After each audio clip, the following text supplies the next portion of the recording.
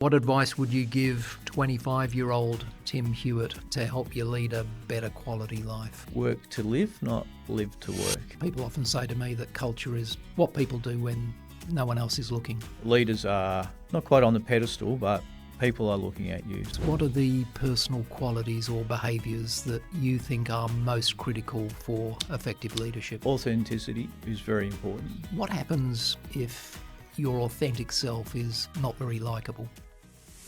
Tim Hewitt, welcome to Hearts and Minds. Thanks, David. Good to see you again. Thank you. I was just thinking on the way here, I think we first crossed paths when you were GM of St Ives at Gold Fields. That's correct, yeah. It would have been 4, maybe 5 years ago.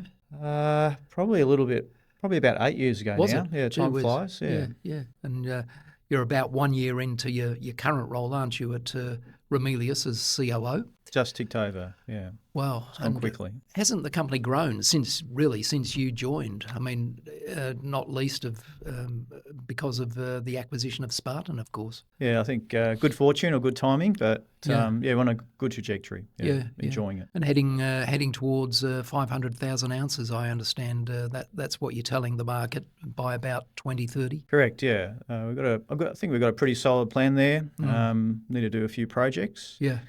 But definitely got all the gold in the ground, so it's always good to see. Yeah, good stuff. What we normally do in this podcast, Peter, is learn a little bit about your background before we talk about the themes of leadership and how to become more effective as a leader and engagement and culture. So maybe if you can take us back in time, share with us what you can about your early years, where you grew up, your schooling and any influences you had pre-career. I was actually born in the UK, so came over here when I was quite young, 5 years old. I think a very brave decision by my parents, but if I recall the UK, it was cold, snow, lots of power strikes at the time. Yeah. And if you know anything about the English school system, some pretty terrible school lunches. Yeah. Whereabouts in the UK were you born? In Yorkshire. Oh, really? I didn't know that. Yeah. Okay. So that's my heritage as well. Oh, there you go. So what year did you arrive in Australia? Showing my age here, but 1979. Okay. And straight into St Kilda in Victoria. Wow. So a bit of a cultural cook pot, I guess, of everyone from Vietnamese immigrants, Italians, Greeks, a few Poms. Yeah. So it was great. Yeah, Are you a Saints fan today? I'm actually a Carlton supporter. And the little town we lived in the UK was called Carlton, so it sort of made sense, yeah. Wow. Yeah, what a transition. So you were 5 years old, as you say, coming from the relatively cold environment of Yorkshire into less cold Victoria. At least you were going into Victoria. I came out as a 9-year-old in 1971 from the south of England and very rapidly landed up in the Goldsworthy in the Pilbara. Okay. So I went from about 5 degrees Celsius to 45 degrees Celsius in about a month, but it wasn't as harsh for you. Yeah. Well, tell us about your schooling then. How did you settle into Victoria? Well, we moved around a little bit. I ended up at high school in Ballarat and then on to university there as well. Yeah. Probably the key point in getting the mining bug was actually cutting wood with a farmer. And this farmer had a bit of land and he was asking me about what I was going to do in my career. And I guess at that stage, sort of an engineering career is what I was keen for. And he said, have you ever thought about mining? So he was actually drilling in his fields looking for gold. And he introduced me to an engineer called Peter McCarthy, who, if you know Peter, AMC Consultants. So that was the mining bug, and from then on in, it was how do I get into mining, and been there ever since. Were there any outside of your immediate family? Were there any significant people who influenced your thinking in your teen years? Look, I think both my parents. I had some great teachers at school as well, who I guess it was all about trying to be your real self, not necessarily having to live up to someone else's expectations. And I think those teachers that influence that helped me a lot to just be myself and get on with that. So which university, did you go straight from high school into university? I did, yeah, straight into I think it's Federation University these days, but Ballarat School of Mines. Yeah, so a great school, isn't it? Along with the WA School of Mines. Definitely, yeah. And so you did a Bachelor of Mining Engineering. Correct, yeah. Did you go beyond that degree or not at that time? Yep. I was lucky when I was with Pasminco. They sponsored me doing an MBA. And that probably shifted my thinking around leadership a lot. Yeah.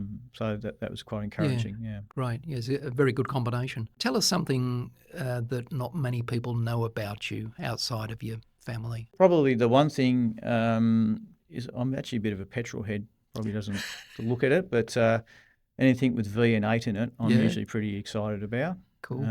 So yeah, that's a bit of a passion for me. Have you got a garage of cars at home, or? My wife is very fair with me, so I have a shed that can have 2 cars, and it's got 2 cars in it at the moment. Yeah. You'd get on well with Jim Walker, the chairman of the Diggers and Dealers. He's a petrol head as well. There's a few in mining actually, so yeah, it's good to swap stories and share photos and all those sort of things. So you won't be transitioning to an EV in the short term? Maybe not the passion, but maybe the practicality. You never know. That probably answers my next question. What do you do when you're not concentrating on your work? Luckily, I have a very beautiful wife, Kylie, who brings me back down to earth. So now I know the universe is not all about mining. And we're getting to that empty nester stage. So my wife is replacing the children as they move out with dogs. So it's usually on a weekend, spending time with the kids and the dogs and having a few laughs and those sort of things. So nice and relaxing. Reveal to us how many kids you've got. We're a bit like the Brady Bunch. So we've got 6 kids altogether. Wow. 4 boys and 2 girls. So very busy. And now we're sort of experiencing what life is without children at home. So What age range is it then, from youngest to oldest? Let's see. Bailey is 28 and the youngest, Harry, has just turned 21.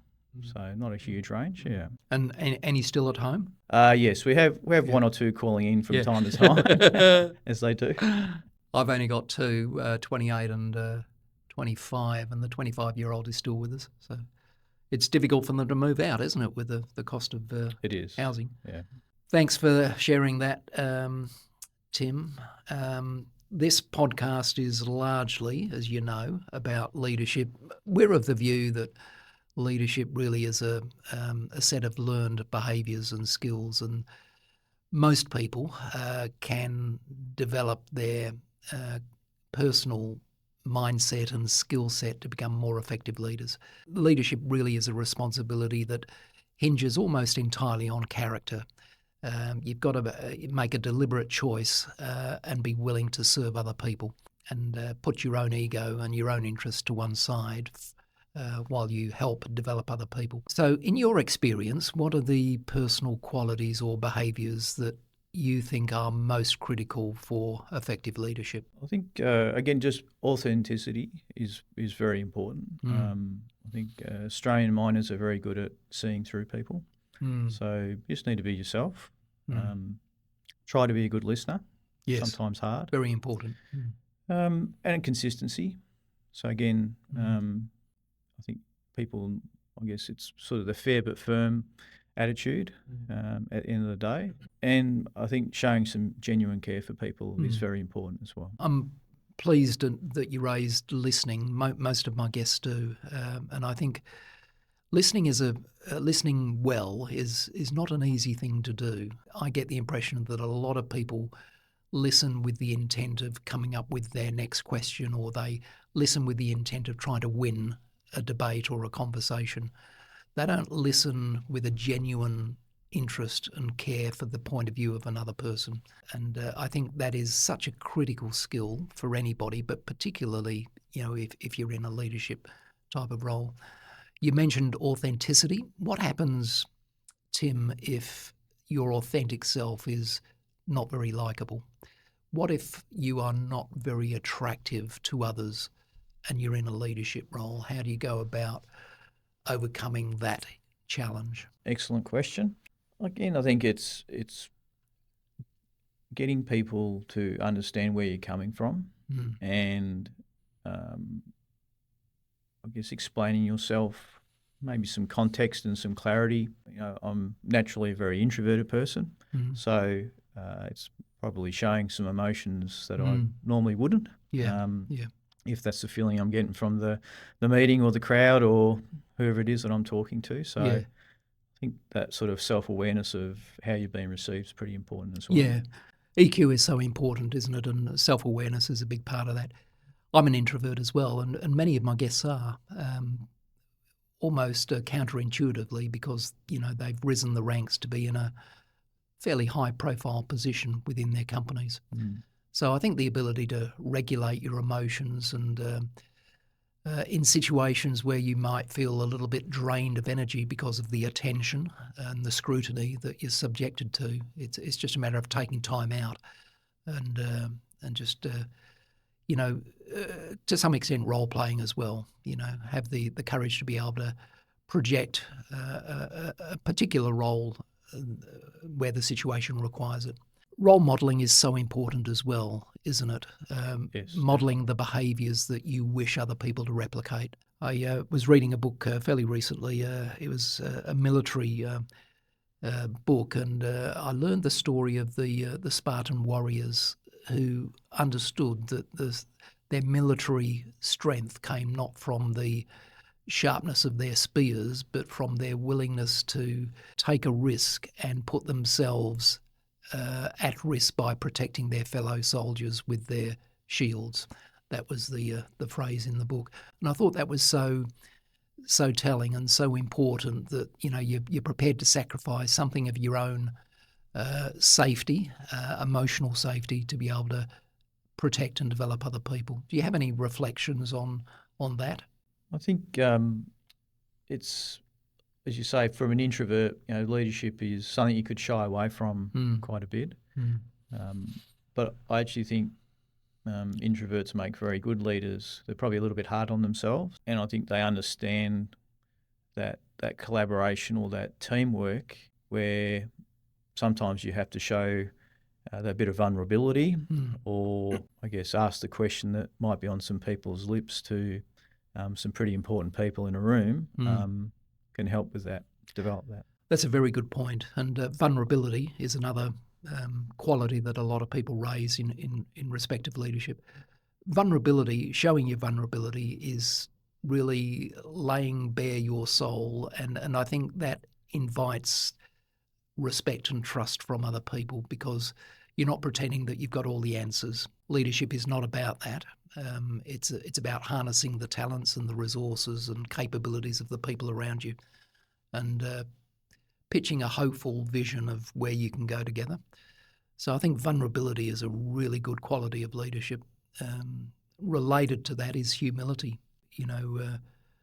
Being able to indicate to people that you are a work in progress, as they are, and that you're continually trying to improve yourself.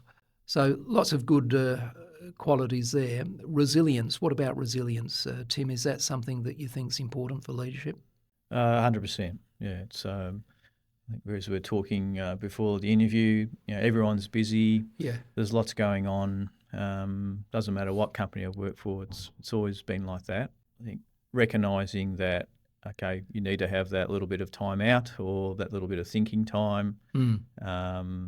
I think you sort of put some tools in the toolkit about resilience. And I think it's important as a leader to recognise that in other people as well. And it's okay for people to have a bit of time out and take a bit of time for themselves. And the work will still be there tomorrow. So just reminding people of that. How do you learn resilience? Is it something you sort of build as a quality over your years? I think so. I think it's more understanding probably that pause or that stop point. I think that the more experience you get, the quicker it is to get to that point where you can go, okay, take 5, walk around the block, all those sort of things. So I think it is a learnt experience, yeah. I think when you make mistakes or you're down and things aren't going particularly well, you learn a lot in those situations, don't you? More so perhaps than the really uplifting times. So if you can survive that downturn in fortunes, I think it helps build character. Definitely. And you know that you can come through this and it'll happen again and you'll come through it again. So I think experience and failures or mistakes are important contributors to building up that resilience. Definitely. I think it's, again, impressing on teams that,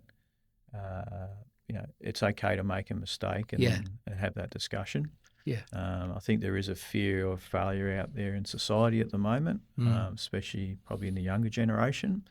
Getting that on the table is pretty important. It's interesting you say that about the younger generation. I was having a chat with my colleague, Alana, this morning, and she made a really good observation that these days, if you look at young adults or teenagers, there's not despite the fact that they're more socially connected than ever due to social media and apps, there's an argument that they've never been as disconnected socially. 18-year-olds, don't go dancing in clubs and like they used to. They tend to very often resort to introductions over the internet through apps or dating sites or whatever. And I think with that becomes a tendency not to feel comfortable in taking any risks. So they feel more exposed when they meet someone face to face and make an introduction. Do you have any reflections on this? And is there any lessons to be learned for business leaders? Because, are business leaders under more scrutiny than they've ever been before? There are people hovering around with iPhones that can take pictures of them. You're in a leadership position. Do you think about that? Probably not that exact thought, but I think I've always told my leadership groups that leaders are not quite on the pedestal, but people are looking at you. So whether it be through the lens of an iPhone or the fact that you happen to choose different rules to what's on site, people will see that. So I guess living the standards that you're preaching about is pretty important. And again, I think we just started some new graduates in the business, and again, getting that message through around communicating who your buddies are at site, who are the people higher up that you can come and confide in is pretty important. So we don't get into that. I need to search social media for an answer, so to speak. Yeah, it's a really good point. Tell us about some of the main challenges that you're facing today as the COO of Ramelius. What's on your mind, and what are the things that you really need to tackle? We're on a growth trajectory. So growing a business is always there's always change. Some people don't like change. Some people want to change tomorrow. So getting that trajectory right and people understanding their part in it is pretty important. So context and the why across the business, in the operations. The collaboration across departments is pretty important as we grow. And obviously got a couple of major projects coming up. So making sure the operations are very entwined with those is important. And at the end of the day, making sure people are safe. That's probably a very important piece of what I do. And probably the last point is just around day-to-day is pretty intense, but making sure that our respective leaders looking at the horizon that they're responsible for. So it's easy to get into the detail, but we need to keep looking at the horizon. Yeah, you mentioned a couple of really good points there. I think you mentioned the word safety, and people immediately think of physical safety, but we're talking also psychological and emotional safety. People need to feel that they're protected if they're in a position where they need to speak up or challenge the status quo or report something. And it's not a good situation where people don't feel that level of comfort and safety to be able to talk honestly. You also mentioned cross-functional or cross-department collaboration, so important when you've got a fairly complex multi-site business like yours. You need to engage with people, and it's often said that you need to win inside the workplace before you can win in the marketplace. How do you go about that engagement process, Tim, with your people? How do you win their hearts and minds? Well, the last 12 months, that's obviously been a key priority for myself, new to the business. It's really getting out and talking to people. So people at the sites, in the plant, contract partners. So getting a real sense of what does Ramelius stand for from them, and then going, okay, where do we need to be, and what are the gaps, and some of those small wins we can get on the way to show that we actually do want to change and we are listening to people's probably been a pretty important piece of that. Yeah, and I'm sure recognising people's efforts and progress along the way. And, I often think that people do celebrate achievements, but sometimes I think there's not enough recognition of progress towards the achievements. And that really matters to people, to be, publicly in front of people that are important to them, recognised for what they're doing. You talked about making sure people understand what Ramelius stands for. How would you articulate the value proposition of Ramelius to its people, and how do you differentiate that proposition to other mining companies that are looking to secure the same talented people? I think there's a few things to Ramelius. I think if I've got Seppi on my shoulder here as a CEO, we've delivered for 5 years, so good track record. So good history. I think the FY30 challenge is another enticing way to get people into the business or keep people in the business. We've got fantastic ground. Some of our drill results lately have been quite phenomenal. And a new project in Dalgaranga. And I think we're the size company where you can have an influence on how we're going to get there, but we're big enough with a big enough balance sheet, so we can jump on opportunities as well. So I think it's a great combination. You mentioned the size of the company. I think you are in that sweet spot for a lot of prospective employees. You're not so small, but you're not so big. Your multi-site operations, you've got really good balance sheet and cash flow coming in from your existing operations, and you've got ground that you're developing. But you're not so big that you've got bureaucracy and a lot of hierarchy, frustrating people. And I often find in my work as an executive search consultant that I can appeal to people out of the big international companies to seriously consider a job with a mid-tier. For that very reason, they're closer to the boss. They can have a bigger impact on how things are developing and a quicker impact in a smaller company. So I think there's a lot to be said for companies like Ramelius and its mid-tier peers. We talk a lot about culture, Tim, on this podcast. It gets a lot of airtime in the media, and it's perhaps an overused phrase, but as an executive leader within your business, why should you be concerned, or why should you be paying attention to the culture of your business? Culture is the thermometer of the business. You can pick up, I think, quite quickly when you walk into a site or a meeting where that culture is. And it can tell you how resilient the company is, adaptable to change, a bit about leadership potentially as well. So it's a very important piece. Something that I guess I've not studied but been very focused on over the years is what is that culture we want to achieve on the site?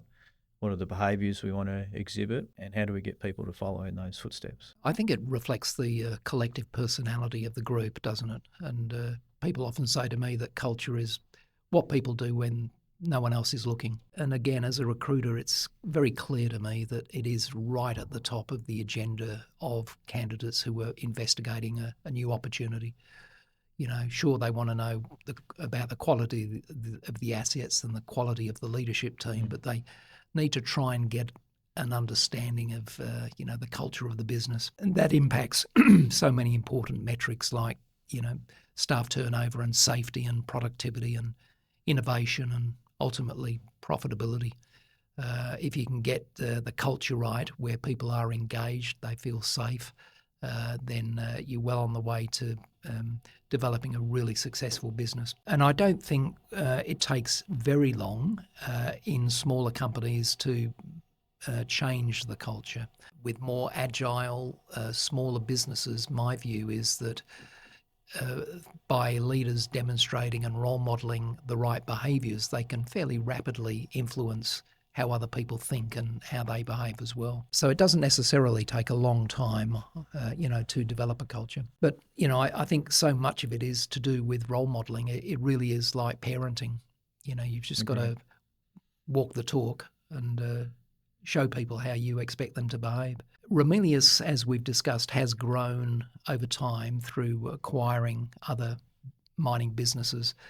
Have those businesses retained their own cultures, Tim, or have they been required to assimilate into the core culture of Ramelius? And I guess at the heart of the question is, can subcultures coexist within an organisation? If I start with the last question first, I think yes, they can, as long as there's enough shared culture across the business and with the corporate office, so to speak. And I think you can see that in a lot of mining companies who have picked up different assets over the years, that it's definitely some different cultures on different sites, but collectively work together well. My 12 months in Ramelius, I think probably the good example is with Spartan.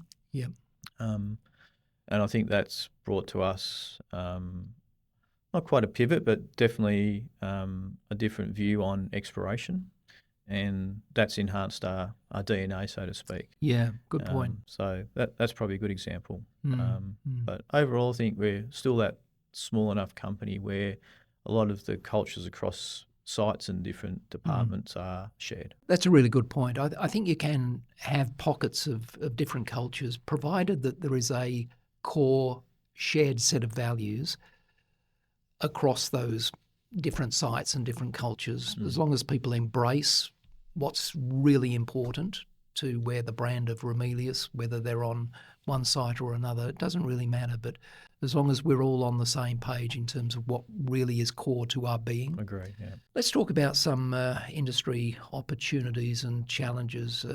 One question I like to ask is, from your point of view right now, what's the biggest challenge, not necessarily facing Ramelius, but facing the mining industry in Australia? Key one is attracting people into mining, probably followed by image in Australia or the world, that is. So they're probably the two key ones. And they're connected, aren't they? They are. I think we're improving, but I think the industry does have a legacy image problem. How do we attempt to overcome it, and how do we attract more people into the universities to become mining engineers and geologists and metallurgists? I wish I had the silver bullet. Look, I think it's really explaining what mining looks like at the school level.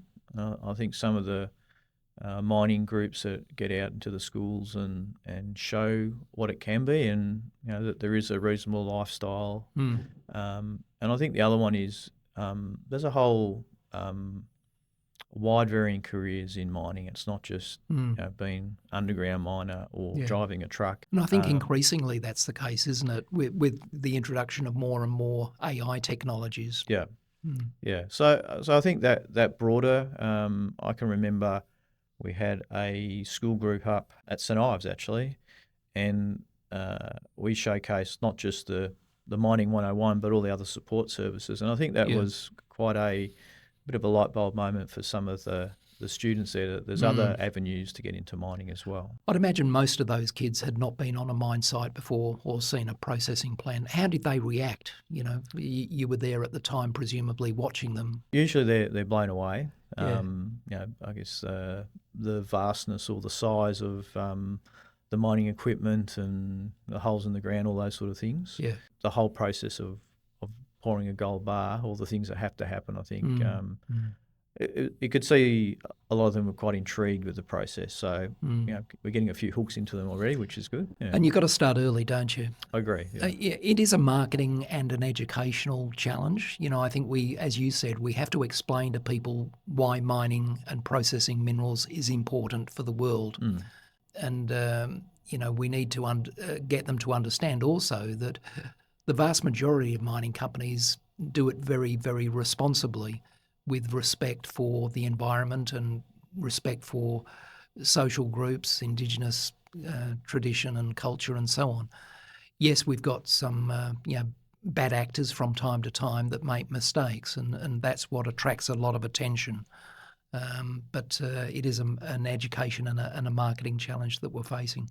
The Fraser Institute, I'm sure you follow the annual surveys that come out, clearly show that Western Australia has been downgraded very severely in recent years in terms of our jurisdiction's attractiveness for overseas investors. So I think 3 or 4 years ago, WA was ranked number 1 as the jurisdiction in the world to invest your money. Now I think we're about 17th. That's a big drop in a fairly short space of time. What are the reasons? Why do investors locally and overseas, why are they showing more and more concern about putting their money into WA projects? To be honest, I don't think I've had a lot of investors ask us about that. I think I know internally it's a bit of a wow.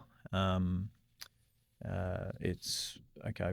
Sovereign risk and WA, never sort of get in the same sentence, and hopefully never get there. But I think it's just probably an understanding of what's happening across the world in terms of gold and where it is, and what some other governments are doing to maybe energise investment.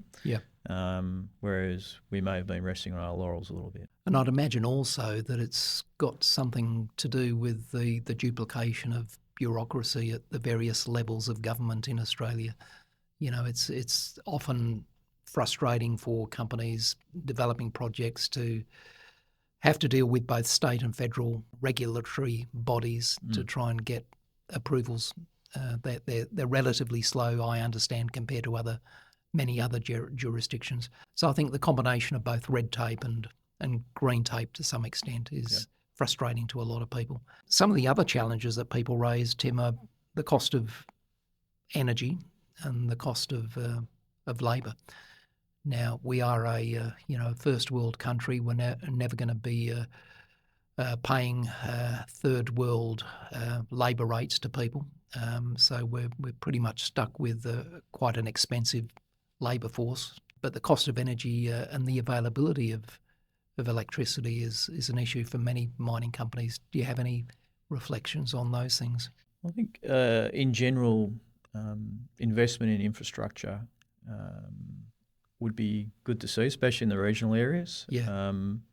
Roadways, power, as you said, even water. Pretty important for mining companies. We're relatively lucky at Mount Magnet. We do have a natural gas pipeline, so we do have our own power station. So, but there's limitations in gas supply and those sort of things. So, to me, it's how do we energise the state, get that infrastructure out the way, and I think that will open up again, that level of investment and ease of investment. AI is a big topic. Everybody's talking about it. To what extent within Ramelius's operations are you deploying AI to become more efficient at mining? It's an interesting area. I've sort of been looking at it from afar. I think if I was to keep it very simple, I think it's important that AI does not give you the answer, but helps develop the answer. I think one of the opportunities is we have a lot of data, and how do we turn that into information? And some of the AI tools that we've seen can definitely help in that space. They're sort of summary and analysis. So we've seen a few wins. So we're dipping our toe in the water at the moment. Yeah, I think that's the case across a lot of industries as well. I don't see many companies and many industries that are using AI right now as a mainstream productivity tool. I see it more being used as a personal EA type service that's available, and for the curating of a lot of insights based on analysis of a lot of data. So I think we're still well and truly on that journey, aren't we? I agree, yeah. A lot of people are fearful that it's going to take away a lot of jobs across various industries, but clearly it's got a lot of potential to make businesses far more efficient as well. Your turn, Tim. Do you have any questions for me? Any question without notice? I think the one that's been on my lips is, I know you've interviewed a lot of mining executives, but the broader group, who would be who's that person that you'd love to interview? Not necessarily a mining person. Who is it that you'd go, right, I'd like to be opposite this person, asking some difficult questions? That's a good question. I wasn't anticipating that one. So across any industries, if I think of, leaders that inspire me, I immediately think of people like Nelson Mandela. And that's been the name that many of my guests have given me in terms of, their choice of leader to have a meal with and ask questions about. I just think his ability to regulate his emotions and not take recriminations against people that, gave him a really hard time over those many years and on Robben's Island. I just think he shows a lot of humility, a lot of intelligence, emotional and intellectual intelligence. So he'd be one person that I'd really love to be able to spend some time with. Other people, I think, I'm very curious about Elon Musk. I don't necessarily admire a lot about him, but I think he's a very unusual, quirky individual who's clearly really smart and perhaps has some adjustment issues socially and emotionally, but I'd love to be able to try and get inside his mind and understand where he's coming from and what makes him tick. So there you go. That would be two people I'm really curious about. One I can never sit down with because he's passed, and the other one I never will. But thanks for the question. Here's some rapid-fire questions for you. What's your reason for being? Family. Yeah, and a big one at that. How do you keep yourself informed, and what are you really curious about? There's a lot of levels of informed. Look, again, touching base with people, having a chat. Yeah. Not necessarily believing what I'm reading. Do you read many books? From time to time. I probably listen to more podcasts now than I do read. Do you have any favourite podcasts, and what's the content of them? I like sort of the true stories. So I'm not sure if I'm allowed to dob people in here, but the conversations through the ABC. I think great program. Great stuff. It's been going for so long, hasn't it? Some great insights and from everyday people, which is great. Indeed. I love that show as well. And, I love hearing stuff about people that you'd never hear through other sources. It's the personal quirks and curiosities that really interest me. I listen to a lot as well. Mainly they're business related or leadership related. Yeah, I find, probably over the last 6, 7 or so years, I listen to podcasts far more than I would listen to the news on television, which, can be quite depressing. Are you willing to share with us one of your vulnerabilities? I guess being open to talking about vulnerabilities is a vulnerability. It's probably showing some emotion is a bit of a vulnerability. So in times of whether it be high stress or high emotion, I'll tend to be super calm. I guess people are probably looking for a few cues from me, and I tend to sit there very maybe cool as a cucumber. And some people quite rightly might take that as being I'm not quite engaged. So bubbling under the surface, but not. I mean, one aspect of that is a very positive one, isn't it? That you do remain calm, and but I suppose what you're saying is that some people might think you should be a little bit more expressive and Correct. wear your heart on your sleeve a bit more. Yeah. But that's a characteristic of people who are perhaps more introverted than they are extroverted. I can identify with that. You asked me the same question. If you think about people living or deceased who've shown great leadership in any aspect of life, who would you love to have dinner with and ask questions about? Given I had a couple of grandparents in World War II, I think Churchill, a bit of a interesting character, and I think that would be great to have dinner with him. I think him quite polarising, but just that whole the sort of path through a world war would have been very interesting to talk Fascinating character. Have you read any books or seen any documentaries about him? I have, yeah. Quite There's a few available. Yeah, definitely, yeah. And someone who, lived through 2 world wars and reinvented himself along the way, and he's a fascinating character. What energises you, Tim? It's actually rubbing shoulders with people. So again, it's on the flip side of the introvert, but I really look forward to. I never had a problem getting out of bed and going to work, and just talking, seeing people succeeding, teams winning, all those sort of things. That really gets me energized. The flip side of the coin is what drains you of energy. Probably safety incidents, definitely. When we have hurt someone, that's pretty draining. I tend to take that quite personally. So, what should we have done better, and what are we going to do to make sure it doesn't happen again? Yeah. So that's something that gets to me quite a bit. Well, that's a really good way to think about it, isn't it? Because if it didn't impact you in that way, you'd be worried. Correct. Yeah. It's safety's number one. Will you share a daily habit or a routine from your toolkit that you think might be of value to other people? I'm a bit of an early bird. So I guess one of the things that I enjoy is getting to work early. What time is early for you? It can be anything from sort of 6 a.m. forward. So it's usually I guess I like to have the quiet time at the start of the day. Some people like the quiet time at the end of the day. So then it's catching up, seeing what's going on, reading a report that you haven't had a chance to do. So I think that's a good habit to have. Yeah.